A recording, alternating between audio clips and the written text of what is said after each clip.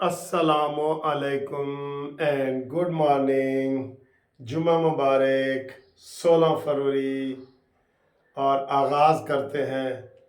देखा जो खा के तीर कमीन गाह की तरफ, देखा जो खा के तीर कमीन गाह की तरफ, अपने ही दोस्तों से मुलाकात हो गई। दोस्तों, कल जब नवाज शरीफ के ऊपर मौलाना फजल रहमान ने इल्ज़ाम लगाया ना, तो आप यकीन करें, बातें तो बहुत करने को दिल करता है, बहुत। कि वो कहते हैं ना, अगर चाहूं तो नक्शा खींच कर अल्फाज में रख दूं, मगर तेरे तखय्युल से फजू तर है वो नज़ारा।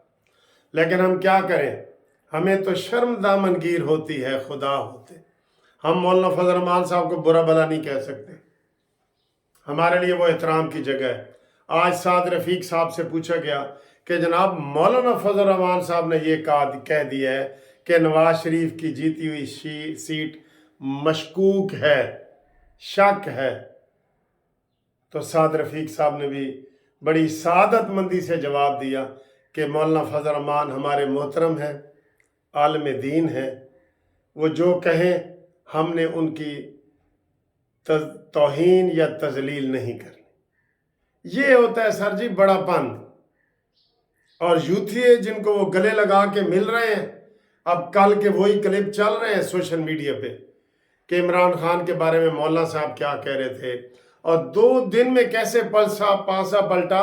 उन्होंने कहा जी कि इमरान खान से बात हो सकती है।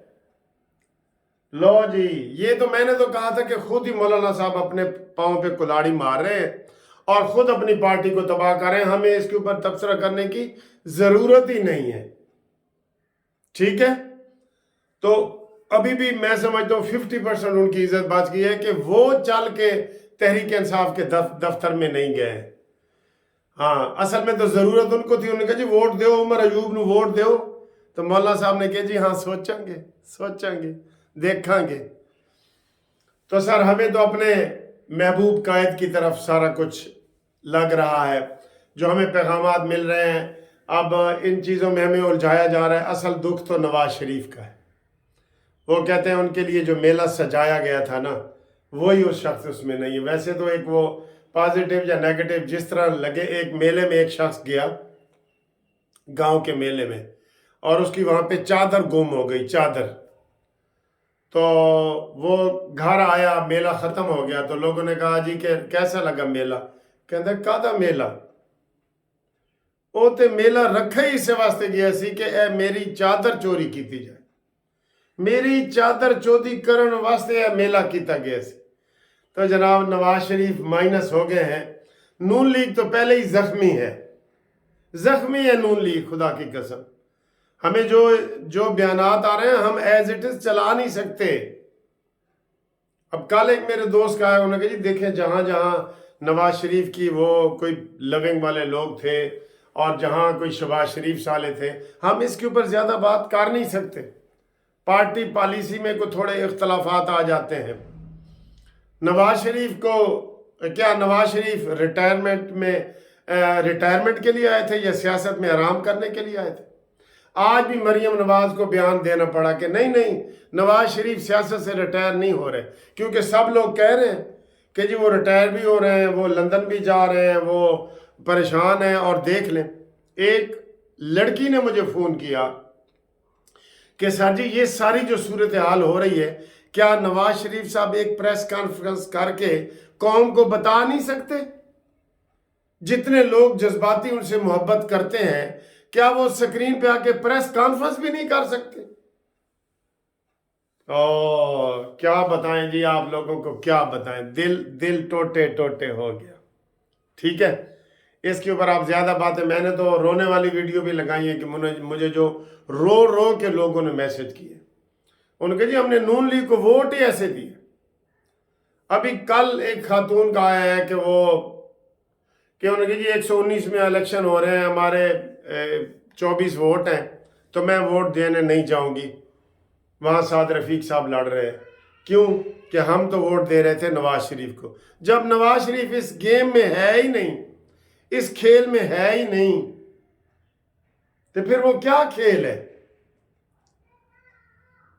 آخری دن تک یہ نعرہ لگتا رہا کہ وزیر اعظم نواز شریف، وزیر اعظم نواز شریف، اور آخری دن جناب جب وہ زرداری صاحب سے شہباز شریف نے ملاقات کی تو شہباز شریف صاحب زرداری کے کہنے پہ نواز شریف کو ہٹا دیے. یار پھر لوگ کہیں گے نہیں جی اس میں اسٹیبلشمنٹ بھی ہے. ہو اسٹیبلشمنٹ بھی ہو.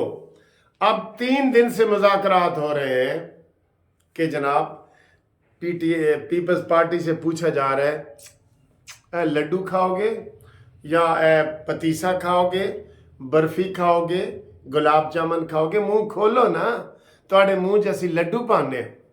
وہ کہہ رہے نہیں اسی یہ نہیں کھانا. نہیں کھاؤ پلیز کھاؤ، شہباز شریف صاحب کا حکم ہے کھاؤ. اور وہ نخرے کر رہے ہیں اے وزارت نہیں لینی، اے نہیں لینی. یہ سارا کچھ لپیٹ کے سمیٹ کے پیٹ میں ٹھوس دیا ہے. اور اب وہ کہہ رہے جی اسی کوئی یہ ہے. تو وہ 3 دن سے پیپلز پارٹی اور نون لیگ کے مذاکرات ہو رہے ہیں. کاش یہ 3 دن انہوں نے آزاد امیدواروں پہ لگائے ہوں گے.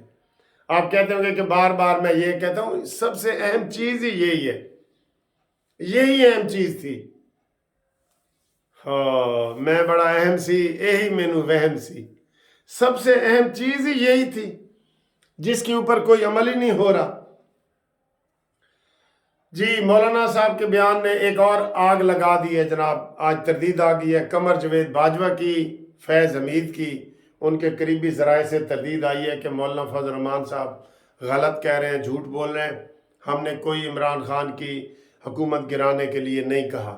اور فیض حمید اس وقت ISI کے سربراہ تھے ہی نہیں جب یہ سارا آیا ہے. ٹھیک ہے، تو یہ مولانا صاحب نے بہرحال چونکہ اس میں بہت ساری باتیں کر دی ہیں، PTI کی حمایت کر دی ہے، نون لیگ کو لاڈلا کہہ دیا ہے، نواز شریف کے اوپر الزام لگا دیا ہے. اچھا مزے کی بات ہے سب سے زیادہ مولانا صاحب کے ساتھ ہوا ہے ہاتھ KPK میں.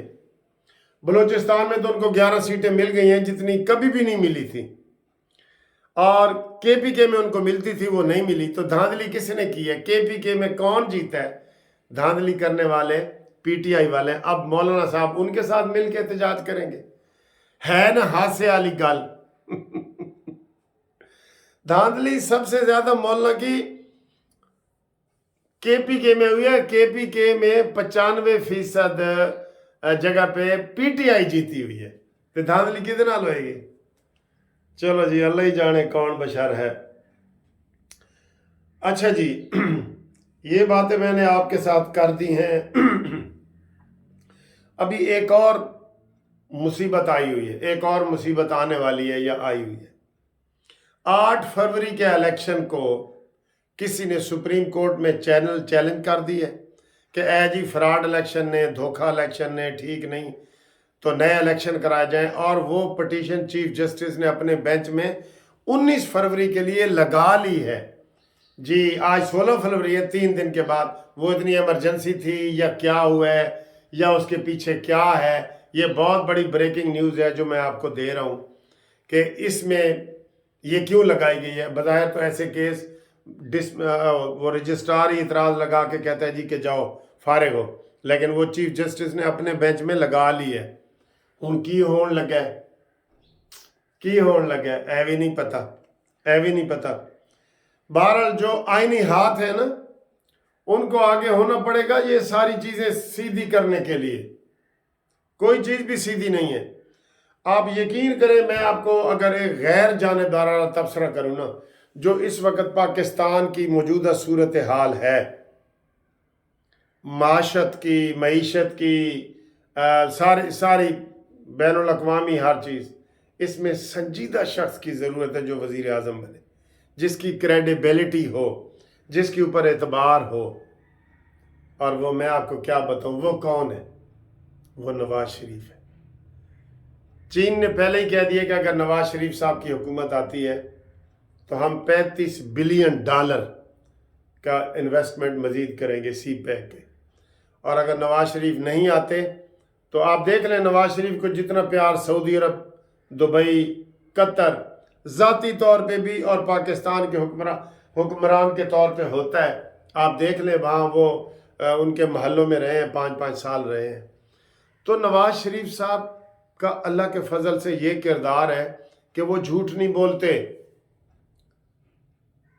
وہ سچے کھرے میڈ ان پاکستان ہیں۔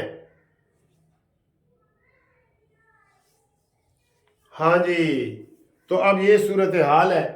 تو اس کے بعد جناب علی ابھی ایک خبر آئی ہے کہ جناب ایک برگیڈیئر اغوا ہو گئے، P T I the brigadier گھمن، اس کو کسی نے اغوا کر لیا۔ پی ٹی آئی نے الزام لگایا کہ جی انہوں نون لیگ شامل کرنے واسطے وہ پریشر پایا گیا۔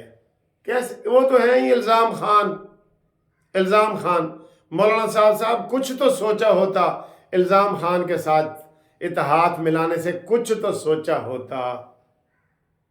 انہوں نے جیل سے عمران خان کا پیغام دیا اور آپ کہہ رہے ہیں ٹھیک ہے میں نے شہباز کو ووٹ نہیں دینا۔ اب ہم کس سے گلہ کریں، کس سے شکوہ کریں، کیا کریں؟ آج انشاءاللہ 16 فروری ہے، جو اوورسیز سے ہمارے دوست شیئر کو ووٹ ڈالنے کے لیے آئے تھے، ان کے اعزاز میں آج میں نے کھانا رکھا ہوا ہے۔ کافی دوستوں کو میں نے دعوت دے دی ہے، وہ فائنل ہو گیا ہے سارا کچھ۔ 5 سٹار ہوٹل میں انشاءاللہ ان کو میں کھانا دے رہا ہوں جو شیئر کو ووٹ ڈالنے آئے تھے، ٹھیک ہے؟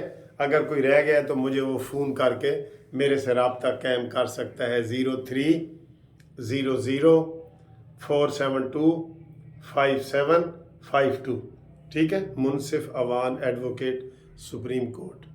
آئی لو یو۔